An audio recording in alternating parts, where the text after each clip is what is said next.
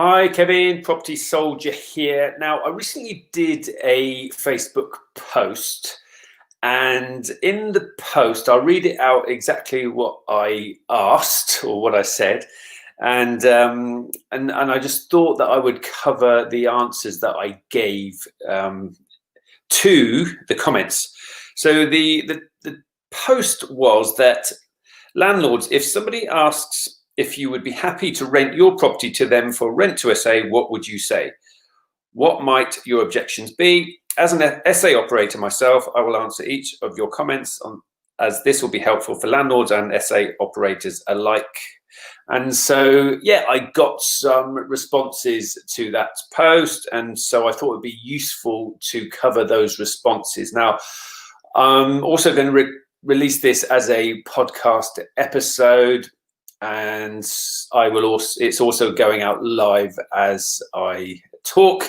And so if you do have any comments or anything else to add to that specific scenario, if you want me to answer any of those or answer any questions that you may have around rent to SA via a landlord, then please type your questions in. So the first response I got was no effing way. Okay, so that's great, but the person did elaborate on that, so that's great. And so I was able to actually cover some of the objections that this chap kindly raised. And so first one then, has the property, or for starters, one has the problem of having people in the property with whom there is no direct tenancy. So let's just talk about that. The SA operator will take the property from the landlord or from the owner using a company let agreement or a corporate let agreement. Okay, and so that's a regulated contract that is fit for purpose. And so what I recommend people do is they set up a limited company to run their SA business, and they take the property from the owner using there's different agreements you can use: a company let agreement, or a management agreement, or a corporate let agreement. Okay, so ultimately it's not done on an AST. So that covers that one. And the liability for the rent sits with the SA operator's company, right? Now, what was also being alluded to was the guests using the property. And so it's not up to the guests to pay the rent to the landlord. It's up to the guests pay the SA operator as per the terms and conditions, etc. And so the liability sits with the SA operator, and ultimately the guests pay the SA operator. So hopefully that makes sense. I'll cover some more. Okay.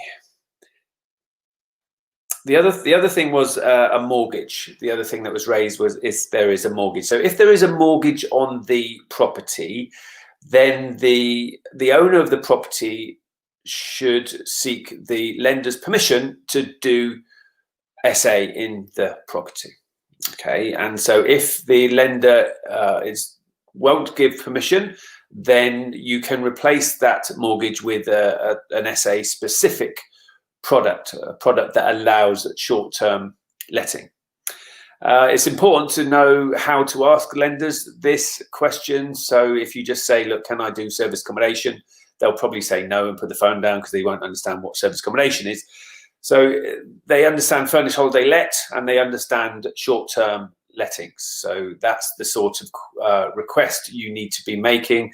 And if you are in between tenants, if it's a buy-to-let property and you've got a void and that's costing you, and you're struggling financially because of that, then they're a lot more likely to give you permission to do short-term letting in the property. Okay, so another way of asking is, can you do a company let? And the company that's doing the service accommodation is the SA operator's company, and they're doing service accommodation. So that would be via a company let agreement. So that's an awful lot better way of getting permission from a lender. But ultimately, yes, you do need to get permission from a lender in order to do SA in a property. Okay, the other thing that was raised was insurance. And so it was suggested that there's no insurance in place. Well, no, actually there is. So the SA operator has short stay holiday let type insurance, and you just go to a broker in order to get that arranged for you to do SA. So instead of a buy to let insurance policy, you would have a short-term holiday let type insurance in the property as well. The SA or the property owner or the landlord still needs to have buildings insurance, as they would have anyway if they were doing buy to let, but the SA operator is covered with their own insurance to cover themselves. I recommend that the company also has, the operating company also has public liability insurance as well. And in some cases, professional indemnity insurance. It depends. You speak to the broker about your business model and they will advise you on that. So fully insured, fully compliant. Hopefully that makes sense. Let's go to the next one. So then I got, people were saying, thank you for helping. And I got, how is he helping? He's just giving waffle, which was good feedback, you know. I welcome all feedback. So, ultimately, I just had to continue addressing each objection, which, do you know what? That's what you've got to do. This is the point. You need to be speaking to landlords and overcoming their objections. So they might be coming from a position where they've had a bad experience with an SA operator who may not have been doing it properly in the past, or they may have heard about SA operators not doing it well, or you know, nightmare stories that they might have heard or been exaggerated in a Facebook group or forum or something like that. So ultimately, this is a live example of things that landlords will say, and you need to know how to respond. And you don't take it personally. I've got a thick skin, you know. I was in the army for 24 years. I used to get shot at, you know, so I don't take things personally, and it's valuable feedback. I've been very grateful for this chap for giving me these objections, because if everybody was just too polite and didn't say anything, then I wouldn't have, I wouldn't be able to respond, and therefore be doing this live, or releasing this as a podcast episode, because this is all useful for people to see and hear in order to, forewarned is forearmed. You need to understand what landlords' objections are in order to be able to counter them or to address them. So I'm very grateful for this feedback and for my waffling, apparently. And so what else? And so let me just cover some more things that were asked.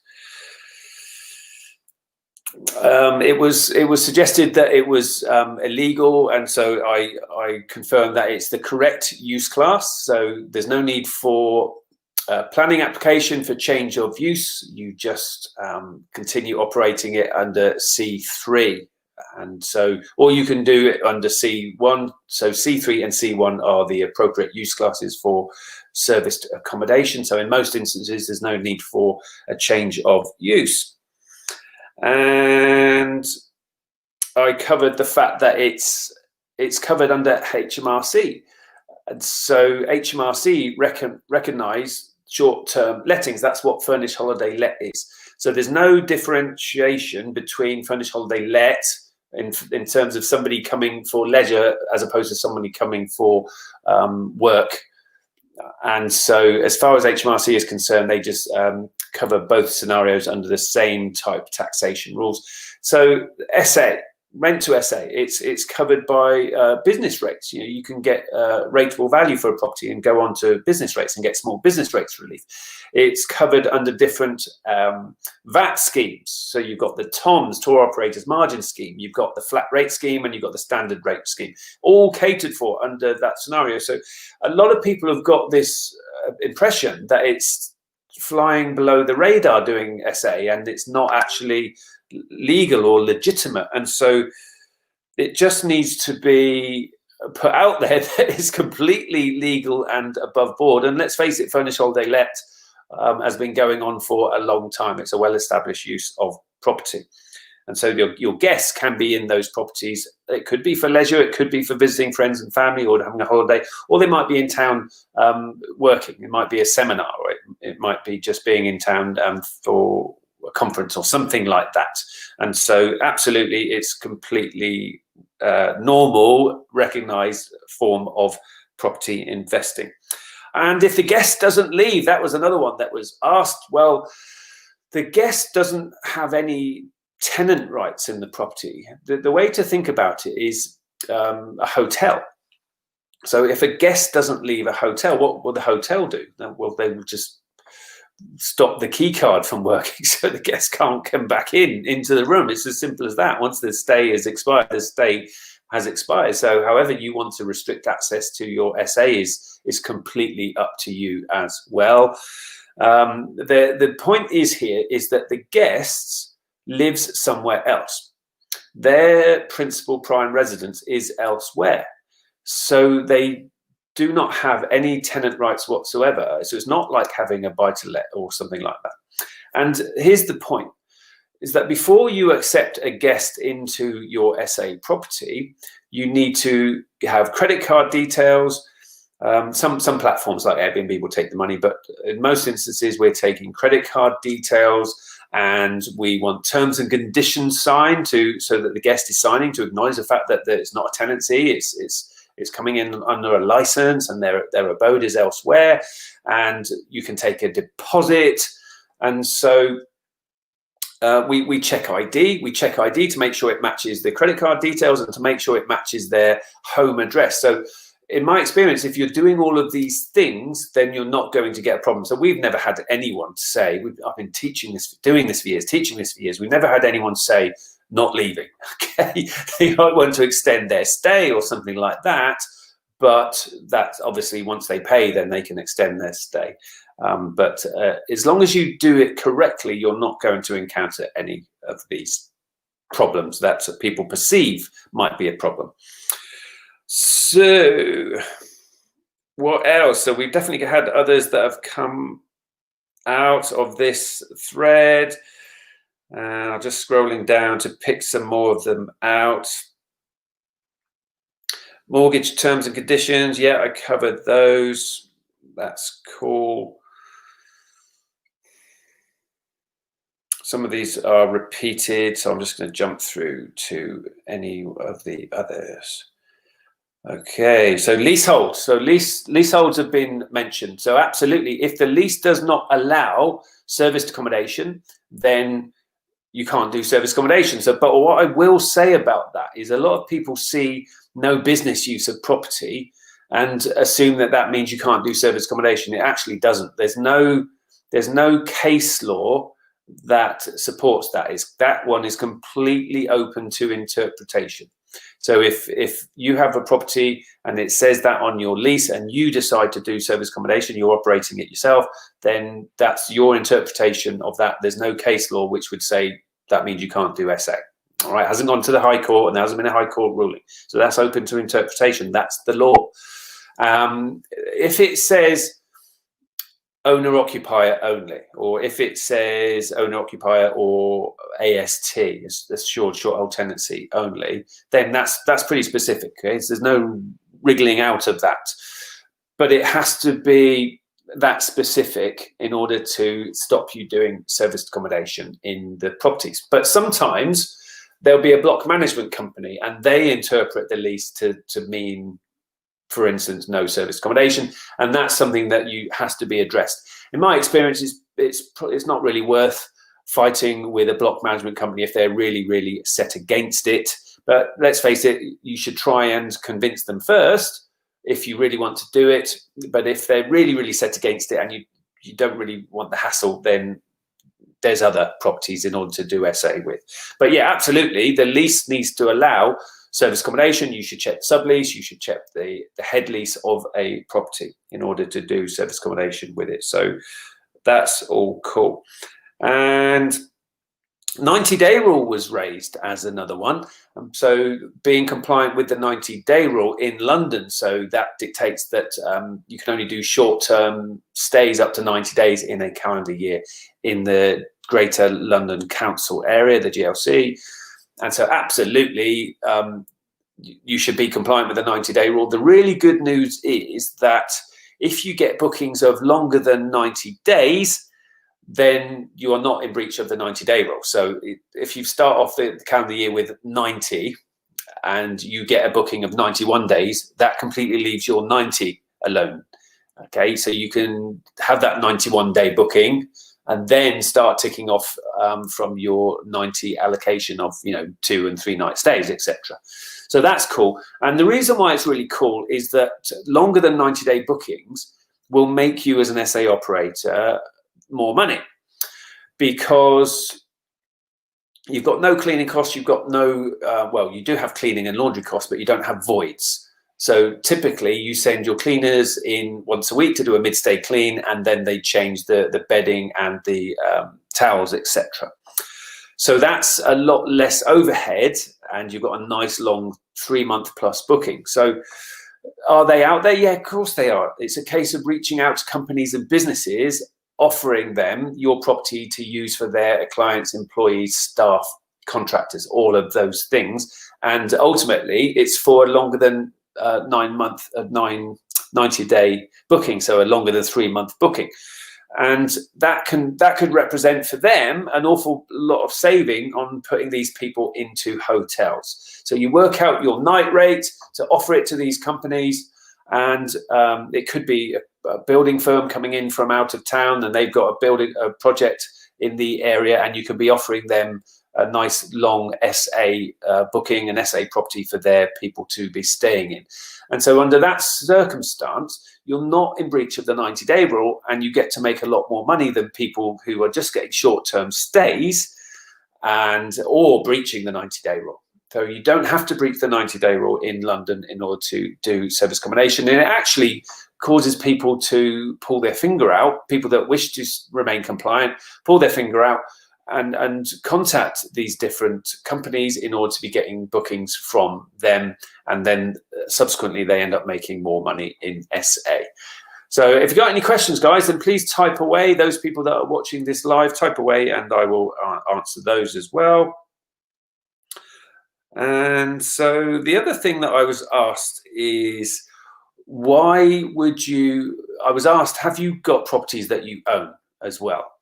And I said, yes, I've got property that I own in my own name. I've got property that I own in a limited company. I've got property that I own in an LLP. So that's across single lets, HMOs, hotels.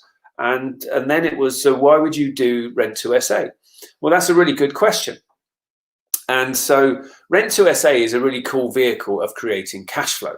So let's say you've got a pot of money, a pot of cash, and that pot of cash you decide to go and purchase a property with. Let's say it's to do SA. So what you've got to pay is stamp and legals and a deposit. Okay, so a considerable amount of money that you need to put into a property deal. And then ultimately, you will then hopefully cash flow at the other end. And so that cash flow will represent your return on investment. And that is a percentage figure. Your return on investment is a percentage figure depending on how much money you've put into the deal. So that same amount of money that allowed you to do purchase to SA, that could be 10 rent to SAs.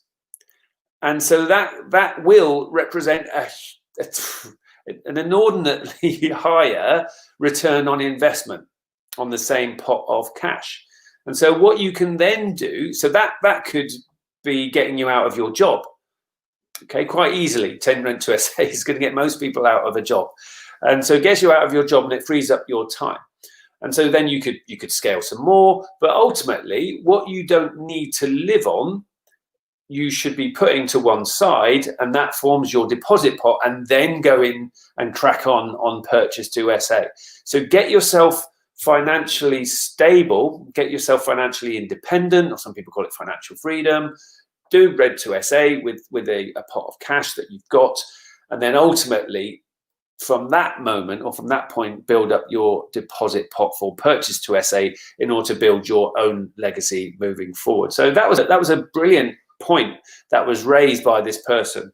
I'm sure the person thought that they might be trying to trip me up, but no, the point is that if I've been doing this a long time and I understand the benefits, I am a landlord myself, and I do rent to SA myself, I do SA management myself, and I train people, I mentor people, and all of these things need to be addressed, and these things need to be addressed when they are given as objections from landlords. So if you just make some notes from this post, then you will be able to, or this podcast episode, you will be able to have the objections covered as well that an awful lot of landlords will ask.